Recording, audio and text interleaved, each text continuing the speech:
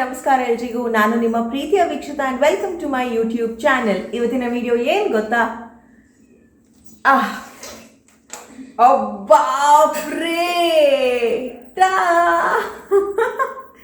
ಮೀನು ಬೇಕಾ? ಮೀನು, ಎಸ್, ಮೀನಿನ ವಿಡಿಯೋ. ಉಡುಪಿ ಹುಡುಗಿ ಆಗಿರೋದ್ರಿಂದ ಎಂಕಲ್ ಅಲ್ಪ ಮಸ್ತ್ ಮೀನು ತಿಕ್ಕೊಂಡು ಪಡ ಮಸ್ತ್ ಬೀಚಸ್ ಮಾತಾಡು. ಸೊ ಮೀನು ಎಲ್ಲಿ ಮಾಡ್ತಾರೆ ಅಂದರೆ ಬೋಟಿಂಗ್ ಪಾಯಿಂಟ್ ಯಾವುದು ಅಲ್ಲಿ ನಿಮ್ಮನ್ನ ಕರ್ಕೊಂಡು ಹೋಗ್ತೀನಿ. ಮೀನ್ ಹಾರ್ಬರ್ ಅಂತ ಹೇಳ್ತೀವಲ್ಲ, ಫಿಶ್ ಹಾರ್ಬರ್, ಎಲ್ಲ ಕಡೆಯಿಂದ ಫಿಶ್ ಅಲ್ಲಿಗೆ ಬರುತ್ತೆ. ಸಮುದ್ರದ ಎಲ್ಲ ಮೀನುಗಳು ಅಲ್ಲಿಂದ ಬೇರೆ ಬೇರೆ ಕಡೆಗೆಲ್ಲ ಹೋಗುತ್ತೆ. ಸೊ ಇದು ಎಲ್ಲಾಗೋದು, ಹೇಗಾಗೋದು, ಪ್ರತಿಯೊಂದು ಡೀಟೇಲ್ಸ್ನ ತೋರಿಸ್ತೀನಿ, ಓಕೆನಾ? ಹಾಗೆಯೇ ನಾವು ಯಾವ್ಯಾವ ಫಿಶ್ನ ಶಾಪಿಂಗ್ ಮಾಡಿದ್ದೀವಿ ಅದನ್ನು ಕೂಡ ತೋರಿಸ್ತೀನಿ, ಓಕೆ? ನಮ್ಮ ಉಡುಪಿಯ ಮಲ್ಪೆ ಬೀಚ್ನ ಬಂದರ್ ಈ ಥರ ತುಂಬ ದೊಡ್ಡ ಏರಿಯಾ. ಇಲ್ಲಿ ಸಾವಿರಾರು ಜನ ಇರ್ತಾರೆ. ಫಿಶರ್ಮೆನ್ ಕಮ್ಯುನಿಟಿನೇ ಇಲ್ಲಿ ಇರುತ್ತೆ. ಅಲ್ಲಲ್ಲಿ ನೆಲದಲ್ಲೆಲ್ಲ ಫುಲ್ ಮೀನಿರುತ್ತೆ. ಏನು ನೀರು ನೋಡ್ತಾ ಇದ್ದೀರಾ ಅದು ಐಸ್ ನೀರು. ಸೊ ಇಲ್ಲಿ ಬಂದರೆ ಇವರ ಜೀವನ ಶೈಲಿ ಹೇಗಿರುತ್ತೆ ಅಂತ ಗೊತ್ತಾಗುತ್ತೆ, ಎಷ್ಟು ಕಷ್ಟಪಡ್ತಾರೆ ಅಂತ. ನೋಡಿ, ಒಂದೊಂದು ಚಿಕ್ಕ ಚಿಕ್ಕ ಟ್ರಕ್ಕಲ್ಲಿ ಈ ಥರ ಐಸ್ ಇಡ್ತಾರೆ, ಒಂದೊಂದು ಬುಟ್ಟಿನಲ್ಲಿ ಅಂದರೆ ಒಂದು ದೊಡ್ಡ ಬಕೆಟಲ್ಲಿ ಐಸ್ನ ಹಾಕಿಬಿಟ್ಟು ಮೀನು ಮಾರ್ತಾರಲ್ಲ ಅವ್ರಿಗೆ ಕೊಡ್ತಾರೆ. ಯಾಕಂದರೆ ಫಿಶ್ ಚೆನ್ನಾಗಿ ಕ್ವಾಲಿಟಿನಲ್ಲಿ ಇರಬೇಕು ಅಂತ, ಹಾಳಾಗಬಾರ್ದು ಅಂತ. ಇಲ್ಲಿದ್ದು ಬಿಸಿಲಿಗೆ ಇದು ಫುಲ್ ಓಪನ್ ಏರಿಯಾ, ಎಲ್ಲಿ ಎಂಟ್ರಿ ಎಕ್ಸಿಟ್ ಅಂತ ಗೊತ್ತಾಗಲ್ಲ. ಪ್ರತಿಯೊಬ್ಬರು ಅವ್ರವ್ರ ಪಾಡಿಗೆ ತುಂಬಾ ಬ್ಯುಸಿ ಲೈಫಲ್ಲಿ ಕೆಲಸ ಮಾಡ್ತಾ ಇರ್ತಾರೆ. ಒಂದು ಕೆಜಿ ಇತ್ತಂದ ಒಂದು 1000 ಕೆಜಿ ಲೆಕ್ಕ ಒಂದು 6000 ಟೋಟಲ್. ಅವೇರ್ಗೆ ತಂದ್ರೆ ಪಾರ್ಟಿ ಪಾರ್ಟಿಗೆ ನೋಡಿ ಹೇಗೆ ಕ್ಲೀನ್ ಮಾಡ್ತಾ ಇದ್ದಾರಲ್ವ. ಇವ್ರಿಗೆಲ್ಲ ಫುಲ್ ಎಕ್ಸ್ಪೀರಿಯನ್ಸ್ ಇದೆ. ಅವ್ರ ಕೈಯಲ್ಲಿ ಏನೋ ಕಟ್ಕೊಂಡಿದ್ದಾರಲ್ಲ, ಅದು ಮೀನು ಕ್ಲೀನ್ ಮಾಡಬೇಕಾದ್ರೆ ಆ ಥರ ಕಟ್ಕೋತಾರೆ. ನನಗೆ ಕರೆಕ್ಟಾಗಿ ರೀಸನ್ ಗೊತ್ತಿಲ್ಲ ಏನಕ್ಕೆ ಅನ್ನೋದು ಕಟ್ಕೊಂಡಿರೋದು. ಅನ್ಕೋತೀನಿ ಏನೂ ತಾಗಬಾರ್ದು ಅಂತ. ಇಲ್ಲಿ ನೋಡಿ ದೊಡ್ಡ ದೊಡ್ಡ ಪ್ರಾನ್ಸ್ ಎಲ್ಲ ಇದೆ, ನನಗೆ ತುಂಬಾ ಇಷ್ಟ. ಇದು ಯಾವ ಮೀನು ಅಂತ ಗೊತ್ತಿಲ್ಲ, ಬಟ್ ಎಷ್ಟು ದೊಡ್ಡದಿದೆ.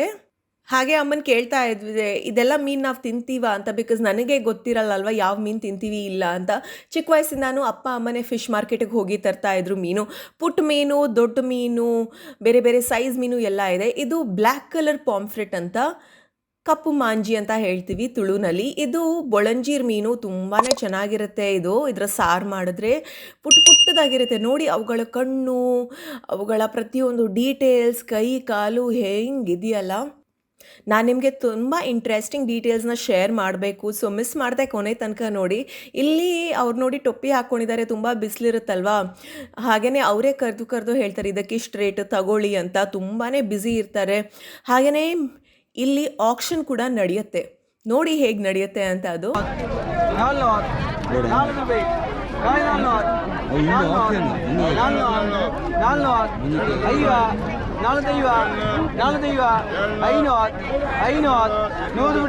ನಾನ್ ಸ್ಟಾಪ್ ರೇಟ್ನ ಹೇಳ್ತಾನೆ ಇರ್ತಾರೆ. ಅವ್ರ ಸುತ್ತಮುತ್ತ ಎಲ್ಲ ಮೀನು ಮಾರೋರು ನಿಂತಿರ್ತಾರೆ. ಅವ್ರು ಆಮೇಲೆ ಒಂದು ಬಜೆಟಿಗೆ ಬಂದು ಹೇಳ್ತಾರೆ ಇಷ್ಟಕ್ಕೆ ಕೊಡಿ ಅಂತ. ಮೀನು ತಿನ್ನದೇ ಇರೋರಿಗೆ ಈ ಥರ ಜಾಗಕ್ಕೆ ಹೋದಾಗ ತುಂಬಾ ಪಂಜನ್ ಸ್ಮೆಲ್, ವಾಸನೆ ಅಂತ ಅನಿಸುತ್ತೆ. ತುಂಬಾ ಶಾರ್ಪ್ ಆಗಿರ್ತಾರೆ, ತುಂಬಾ ಆ್ಯಕ್ಟಿವ್ ಆಗಿರ್ತಾರೆ ಅವರು. ಇದು ಬಂದರ್ ಅಂದರೆ ಆ ಸಮುದ್ರ ಇದೆಯಲ್ಲ, ಅಲ್ಲೆಲ್ಲ ನೋಡಿ ಎಷ್ಟು ದೋಣಿಗಳನ್ನ ಪಾರ್ಕ್ ಮಾಡಿದ್ದಾರೆ ಅಂತ. ಸೊ ಹಾಗೆಯೇ ಇಲ್ಲಿ ನೋಡ್ತಾ ಇದ್ದೀರಲ್ಲ, ಇದೀಗ ಬಂದಿರೋದು ಆ ಒಂದು ಚಿಕ್ಕ ಸ್ಕ್ವೇರ್ ಅಂತ ಕಾಣಿಸ್ತಾ ಇದೆಯಾ, ಅದರೊಳಗಡೆ ಎಲ್ಲ ಮೀನಿದೆ ನೋಡಿ. ಎಸ್, ಸಮುದ್ರದಿಂದ ಮೀನು ತೆಗೆದ್ಮೇಲೆ ಅದರೊಳಗಡೆ ಎಲ್ಲ ಕಲೆಕ್ಟ್ ಮಾಡ್ಕೊಂಡಿರ್ತಾರೆ. ಇದರಲ್ಲೂ ಹಲವಾರು ದೋಣಿಗಳ ಸೈಜ್ ಇರುತ್ತೆ. ಪುಟ್ಟ ದೋಣಿ, ದೊಡ್ಡ ದೋಣಿ, ಇನ್ನೂ ದೊಡ್ಡ ದೋಣಿ, ಆ ಥರದ್ದೆಲ್ಲ ತುಂಬ ಸೈಜ್ ಇರುತ್ತೆ. ಒಂದು ದೋಣಿನಲ್ಲಿ ಕಮ್ಮಿನಲ್ಲಿ ಒಂದು 3 ಜನ ಆದರೂ ಹೋಗ್ತಾರೆ.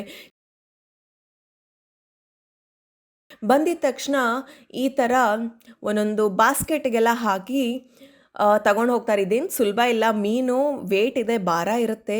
ಸೊ ಅದಕ್ಕೆ ಒಬ್ರಿಗೆ ಎಲ್ಲ ತಗೊಂಡು ಹೋಗೋದಕ್ಕೆ ಕಷ್ಟ. ಈ ಥರ ತಗೊಂಡು ಹೋಗಬೇಕಾಗತ್ತೆ. ಪ್ರತಿಯೊಂದು ದೋಣಿಗೆ ಅವ್ರದ್ದೇ ಒಂದು ಹೆಸರು ಕೊಟ್ಟಿರ್ತಾರೆ. ಇವರು ದಿನ ಶುರು ಆಗೋದು ಬೆಳಿಗ್ಗೆ 3 ಗಂಟೆಗೆ ಶುರು ಆಗುತ್ತೆ. ಬೋಟಿಂಗ್ ಹೋಗಿ ಮೀನೆಲ್ಲ ಹುಡ್ಕಾಡಿ ಬರಬೇಕು.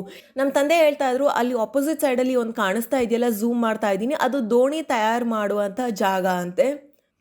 ನಾವು ಹೇಳೋದು ಫಿಶರ್ಮೆನ್ ಬೋಟಿಂಗ್ ಮಾಡೋರಿಗೆಲ್ಲ ಎಷ್ಟೊಂದು ಲಾಭ ಇರುತ್ತೆ ಅಂತ, ಬಟ್ ಅವರ ಜೀವನ ಅಷ್ಟೇ ರಿಸ್ಕಲ್ಲಿರುತ್ತೆ, ಅಷ್ಟೇ ಕಷ್ಟವಾಗಿರುತ್ತೆ, ನಿದ್ದೆ ಇರಲ್ಲ, ತುಂಬ ಸ್ಯಾಕ್ರಿಫೈಸಸ್ ಮಾಡಬೇಕು.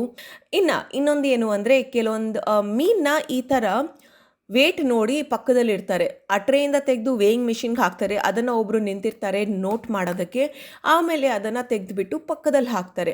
ನಾವು ಅಂದ್ಕೊಂಡಿದ್ದ ರೀತಿ ಈ ಸಮುದ್ರದಿಂದ ಮೀನು ತೆಗೆದು ಮಾರೋದಕ್ಕೆ ಇಡಲ್ಲ, ಅದರಲ್ಲಿ ತುಂಬ ಪ್ರೊಸೀಜರ್ಸ್ ಇರುತ್ತೆ.